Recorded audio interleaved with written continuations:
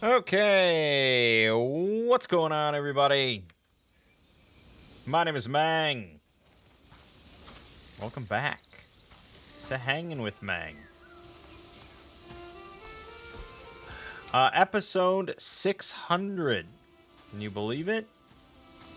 600 weekly episodes of this. I feel like I missed maybe 1 week. But I don't know. I think I even like recorded one and did one when I was in Germany and stuff. So, but yeah, maybe I missed a week. I don't remember. Maybe a couple. I don't know. It's been a long time. 600 episodes, 52 weeks in a year. You can do the math. But it's been a long time. Just one big beautiful. And so, for our 600th episode, we're playing a little Crimson Desert. Quite the game. I've not played much of this. I've mostly still been obsessed with Gold Leaf Merchant Guild's Rimworld. I totally Nothing we agree. can prove. But it's been, you know, the little bit that I have played has been kind of interesting. It's been very easy, I feel. Like, the combat just seems Grilled like fish and meat. almost just like Don't forget to drop a little. you're just watching like an anime cutscene almost of just like the lack of stakes I and remember when they had some scruples. I don't know, you just kind of mash buttons and things explode. We have to do something, or Um, I can find the gold leaves. Gold leaf. A grey mate. Didn't think of Hey, gold. thanks, Durden. On coin. Mind quite the telling us what milestone, I business you guess. have with the gold leaves. A personal matter. Let's be careful. That means I'll hit episode 1000 in like There is, there 8 aren't years. gold these days. Seven Such as the bold. 7.5 years or whatever. Like, you know, it'll we'll get there. Rumors. Right, you What's are, gonna but stop I'm me? minding my own business. Who knows what they might do? They've got a branch set up in front of town. Who find them there? So yeah, Crimson Desert has been it's been all right. I really haven't played much of it. It's been not flawless experience on Linux, but not bad or anything. Do you require something? Apparently, like, the devs have been doing just like a shit ton of patches and updating and adding things, and I don't know, the general consensus I saw was pretty impressed by the devs.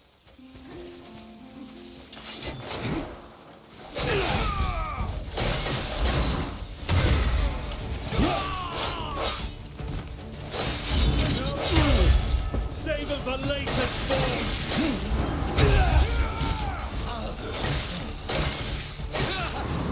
I mean, yeah, this is the combat. You know, it's like Dynasty Warriors almost. And like, you get hit sometimes, but it doesn't do much. I'm the killer here.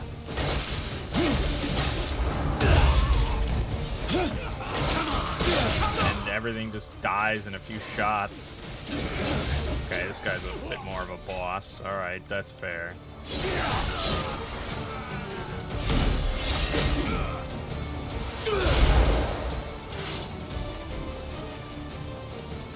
That's it.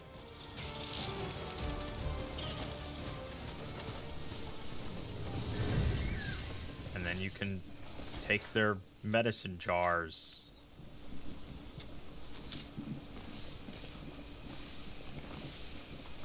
And their meat. Yeah, I mean, it's a pretty cool game. I'm kind of curious. I know it's a massive game with like a billion things to do, but as always, I'm curious about like the modding potential and stuff. I'll hit you so. Your ancestors will cry. Because if they can make the combat like kind of weightier or something,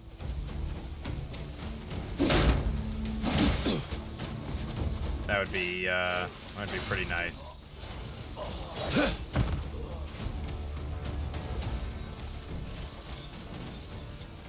Like, I just didn't really get from like the story or something why this guy is like a fucking superhero compared to everybody else.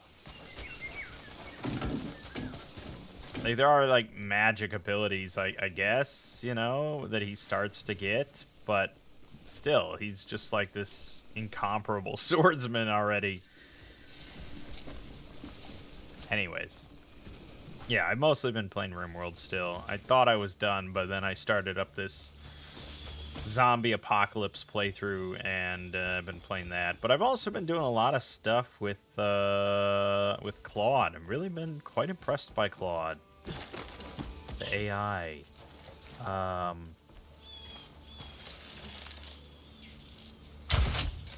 kind of shot was that?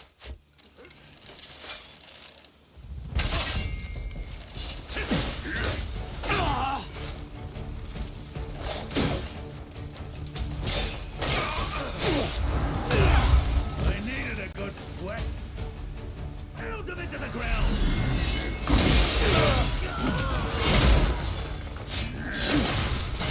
I've been using it a lot for D&D, Shadow Dark stuff, like prep and organization. You expecting me to get it back?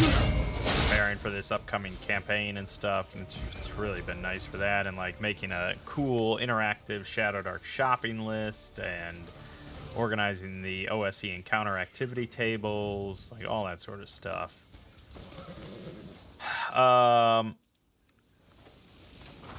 But I've also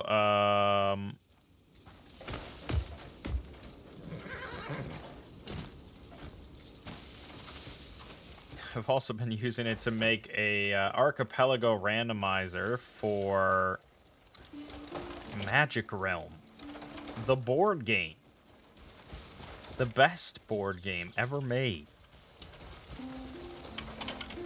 And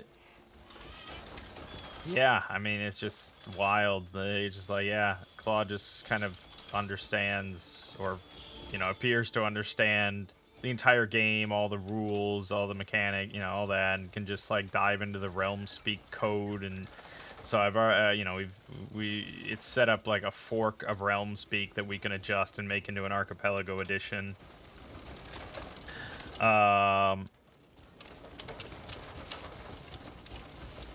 And at this point, it is functioning. I can connect to an archipelago. I can generate an archipelago multi-world with Magic Realm. We can connect to it through our custom client.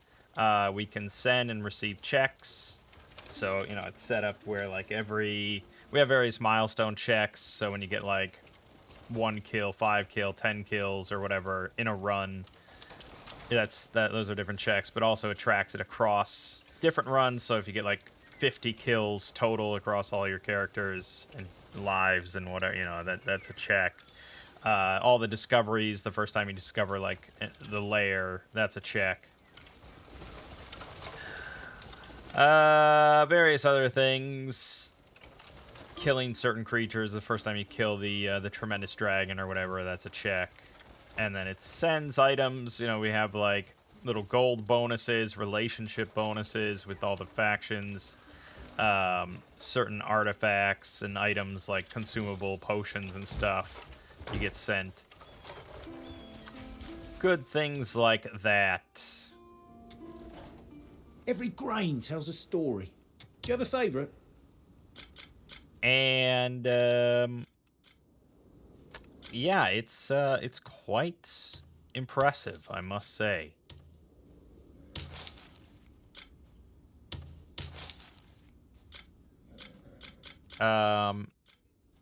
There's still some work to be done. Still a few kinks to work out, but it's doing it. You know, like initially it was kind of struggling with controlling map generation, because I figured we want to have the exact same map for any character. So when you make the multi-world and you generate it and everything, that determines a seed for the map generation, and we want to use that same seed no matter how many times you click like new game, as long as you're connected to the same multi-world. Take a second of your time.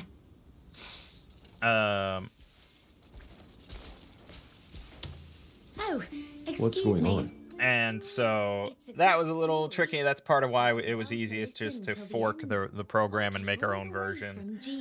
So now we have it where as long as once you connect to the multi-world, it generates the map and it's tied to the seed from the multi-world from the server. And it also does not randomize the dwelling locations, which was another problem that we were having. It was not the So it's the exact same map, exact same dwelling locations across the entire multi-world, so we can kind of control all aspects of the map generation, which is nice.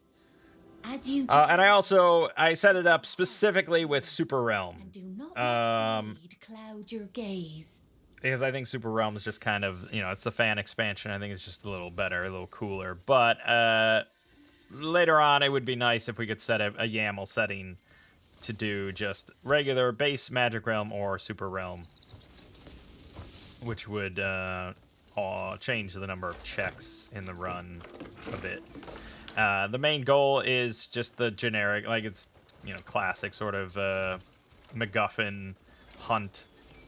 You got to find a certain number of realm relics. Where the fuck you taking me, horses? So by default, there's just 6 realm relics spread throughout the multi-world, and so you just got to play Magic Realm until you find them all, pretty much. And I have not done a full run yet, but I imagine it's going to get kind of easier, quite easier as the run progresses, because any new character that you make is going to start with a bunch of extra gold, a bunch of extra relationship bonuses for various factions. This is going to start with a bunch of like consumable items and artifacts, magic items. So yeah, at a certain point, picking up the last handful of checks should be fairly easy. But that's generally how a lot of randomizers work for Archipelago. It just kind of gets easier as you go.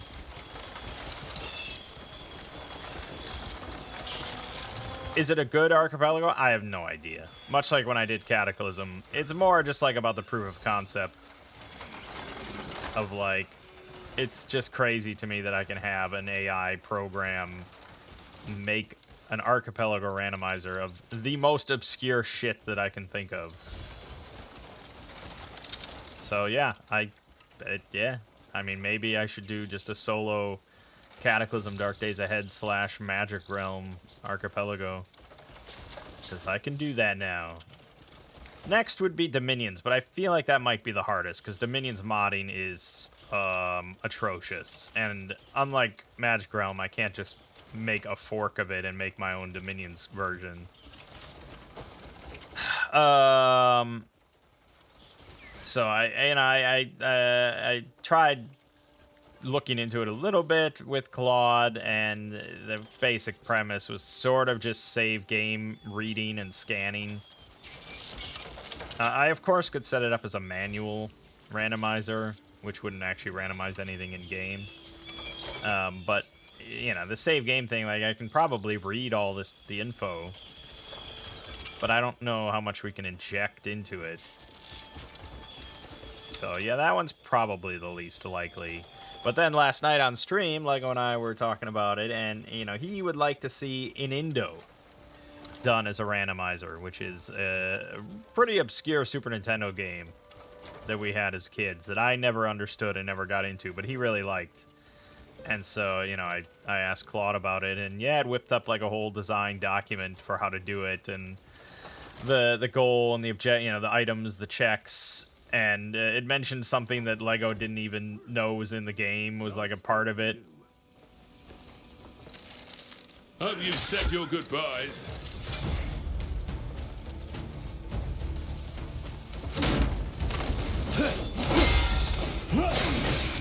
So yeah, I have no doubt that it could handle an Indo rando. I don't think Lego will actually spend the time to set it up, so maybe I'll just do it because I have a lot of time.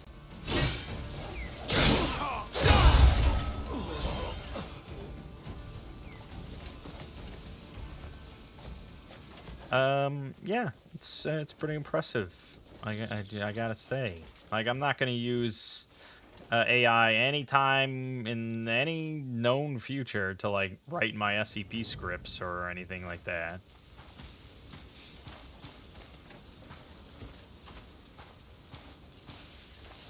But honestly, I could envision a future where it's like my editor. You know, the thing that I care the least about, and I really do not put much creativity in at all.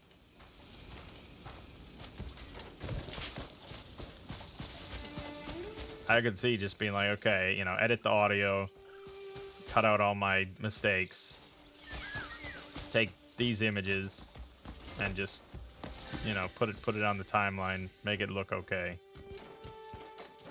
Done. I could see that happening.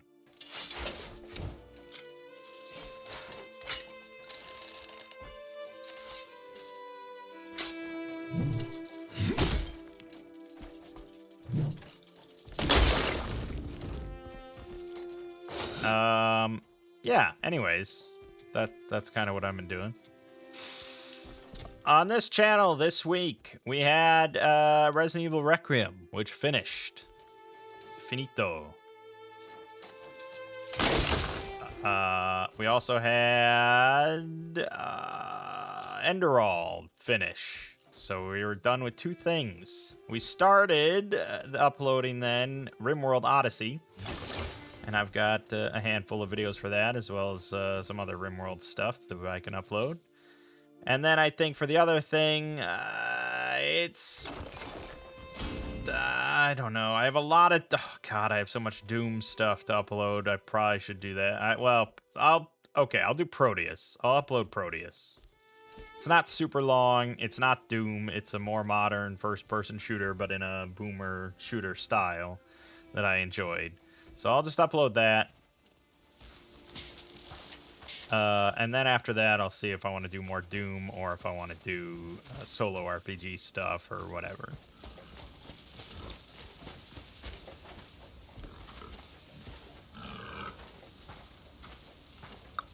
And that's pretty much the tale for this channel. Over on the Exploring series, we had Uncontained SCPs, which was kind of a smash hit, to my own surprise. I don't know why exactly that one, that one just caught so many eyes. But let me just look here at the view count for that. 192,000 views already.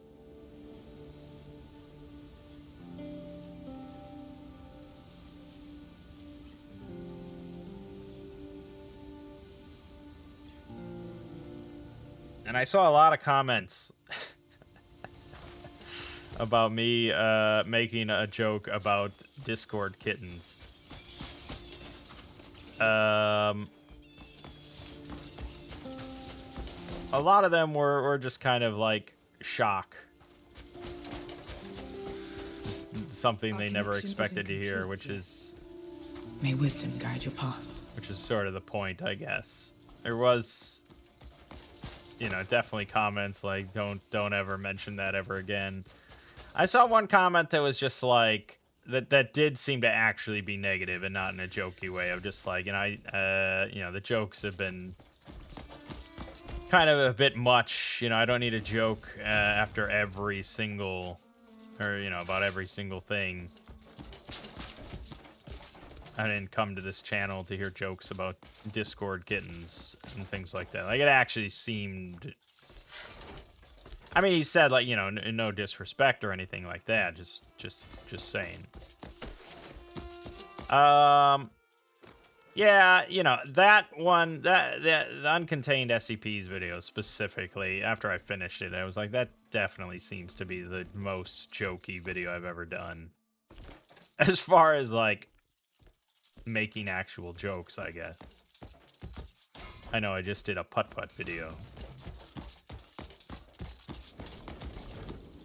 Yeah, I don't know. I mean, most people seem to like it. It's the thing of just like, I'm trying to differentiate my content a little bit. I know that mostly what I do is kind of just read the article and just change like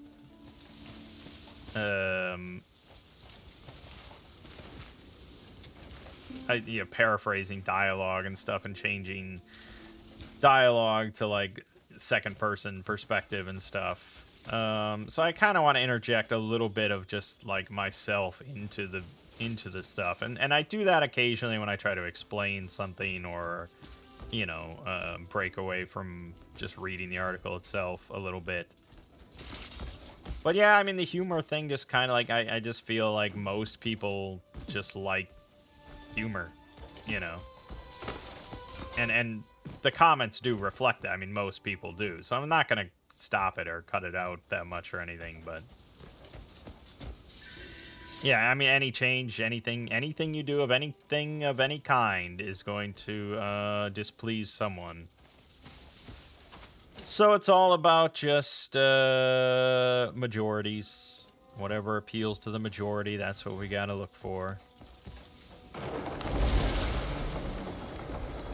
Look at this giant herd. Oh my god. This is horrible. What am I doing? I can't seem to stop myself. The buttons just keep getting pressed. Good god. So this week I worked on more 001 proposals. Yes, the follow-up, finally, to one of my earliest SCP videos about 001 proposals, which was like 7 minutes long or something like that. That's the perfect representation of how much my content and style has changed. It's like this extremely dry, like 7.5 minute video, quickly going over like 4 or 5 different 001 proposals. This, more 001 proposals, is an hour and 17 minutes long. Has numerous jokes and covers 6 001 proposals in full detail. So that's how I've changed, I guess.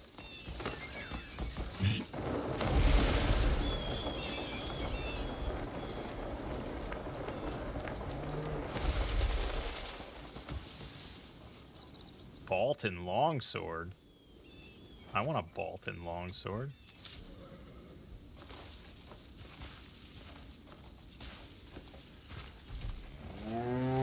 This is some fine ale. Oh.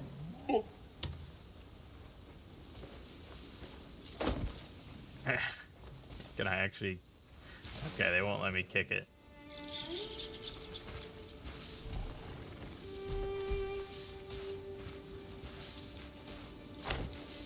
Bummer.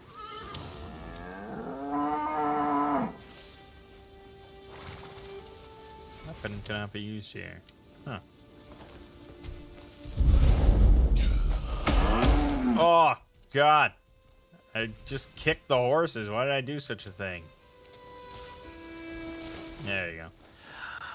So yeah, that's that. And then I don't know what next week is, but I know the following week is going to be space SCPs, so that I can put in my my unpaid advertisement for Owlcat Games.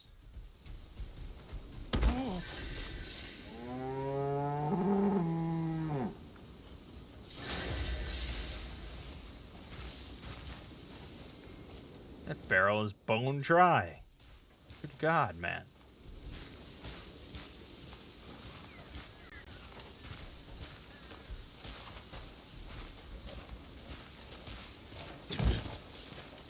Hello there. Yeah, you can't do like any criminal activities without a mask on. Honestly, it's kind of nice to just have the...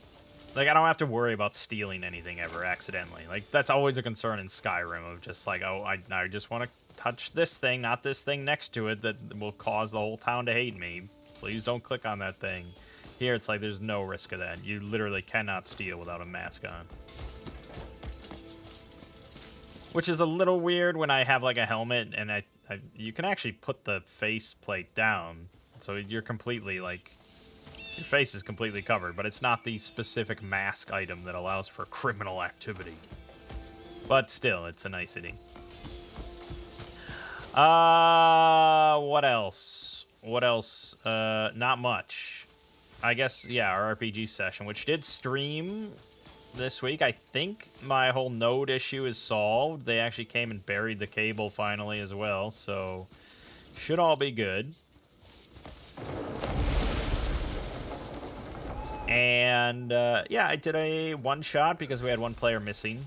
So I did a one-shot for Shadow Dark to get them back into that Shadow Dark mold, that feeling. And we're running Shadow Dark pretty close to the book. Pretty vanilla for the most part. And I think they will generally appreciate that. You know, they can look at, I bought the quick start player guide for them to take home and read and consult and stuff. So that's useful to them because we're not using house rules much. And they can also watch videos about Shadow Dark. I even saw sparks bursting out of it when passing by. You were meant to die with The sound of breaking bones. I'll keep your skull for a trophy. And I ran the Sinister Secret of White Rock, which is a DCC module that I did solo a while back. Well, that's shit, isn't it? And I wanted them to start at level 3 instead of level 1. A level 1 one-shot, it's just very easy for them to die. So that would be my suggestion if you're ever interested in trying out Shadow Dark or running it for a group that's not super into OSR or knowledgeable about how that playstyle works. Do not start them at level 1. Start them at level 3 or so. It's not like it's going to be much more complicated. A level 3 Shadow Dark character is near identical to a level 1 character, except for like a bunch more health, slightly better like stats, and a few more spells. And it's really not much more to take in.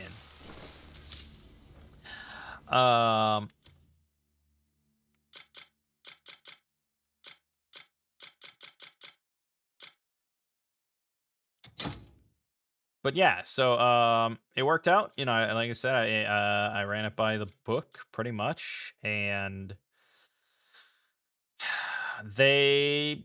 no one died. I did have to fudge it a little bit during the final battle, mostly for my mom's sake, I think, because she, you know, she's so used to playing a fighter, and she ended up playing the thief because my nephew snatched up the fighter. So it, yeah, she's used to just running in, smacking something until it's dead, sort of thing. Shut up, asshole! You're dead now.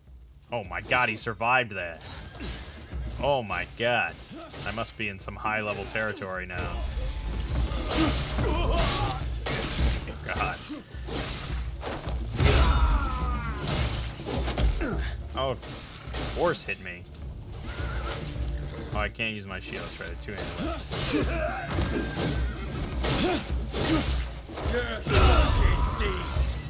I don't know if I am, actually. Holy shit.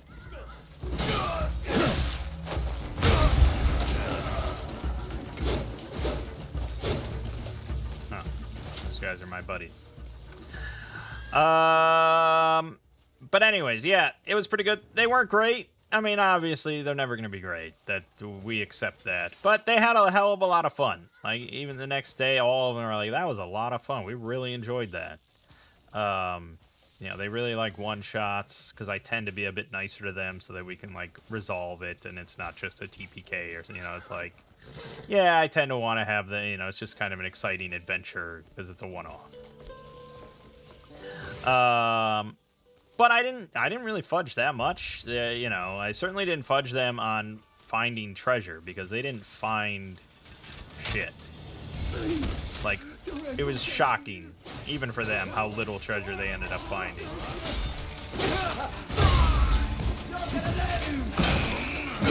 Oh god, yeah, this is definitely a high-level area I'm in.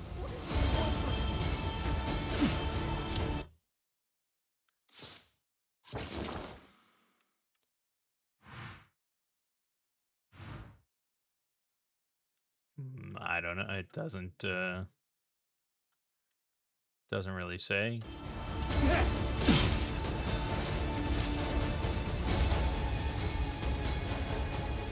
Run!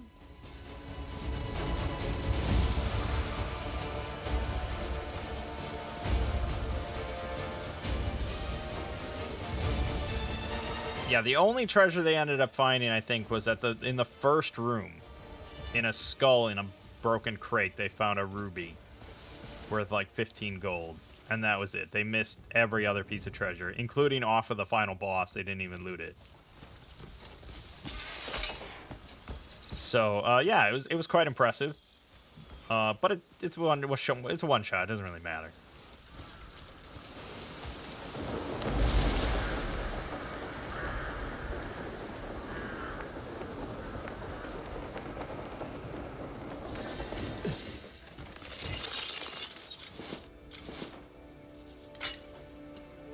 This seems not good.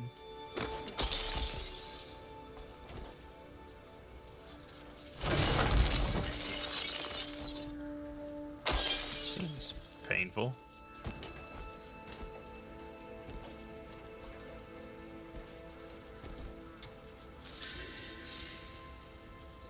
Bismuth.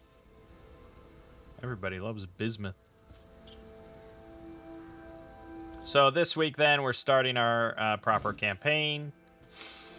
I'm running Shadowed Keep on the Borderlands, but I'm making some modifications. I'm including some other stuff in there. It'll be interesting, but I don't think it'll have to be even that unique or wild or gonzo or anything. Like, Shadow Keep is pretty vanilla, and they do not mind pretty vanilla, to be sure.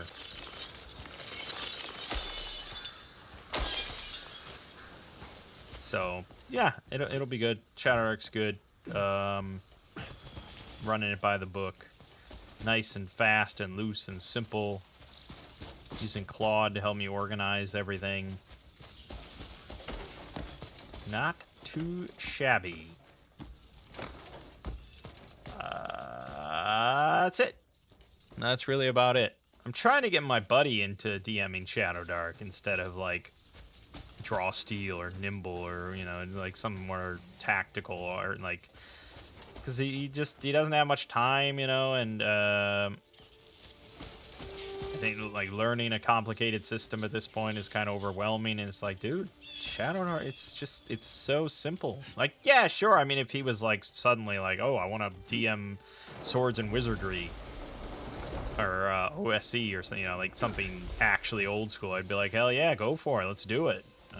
But I just think like Shadowdark is definitely going to be the easiest for him that's never looked at anything in the OSR. So I'm trying to convince him, but yeah, we'll see.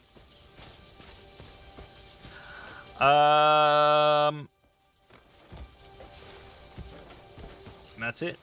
That's about it. So, more RimWorld this week. I'm going to start uploading Proteus. They look like they could grow almost anywhere. A nice little boomer shooter experience. Very hectic, very fun. And some more role manging. Start of our campaign. Shadowdark. And, of course, Two Brothers Play, where we're going to be doing some Factorio. We did, we started a bit of Warptorio last night. So we'll continue that on Wednesday. Yes, yes, doggo. Oh, and hold on, I gotta get the cat, too. I can't neglect the cat. I will carry the cat. They love that. Oh, yeah, they all love that. They love strangers just picking them up like that. Well, he is a superhero, so he has super cat control. Feels. I thought they could grow anywhere. There you go, kitty. Yeah, it's quite the game, no doubt. All right. My name is Mangg. This has been Hanging with Mangg. And I'll see you fine folks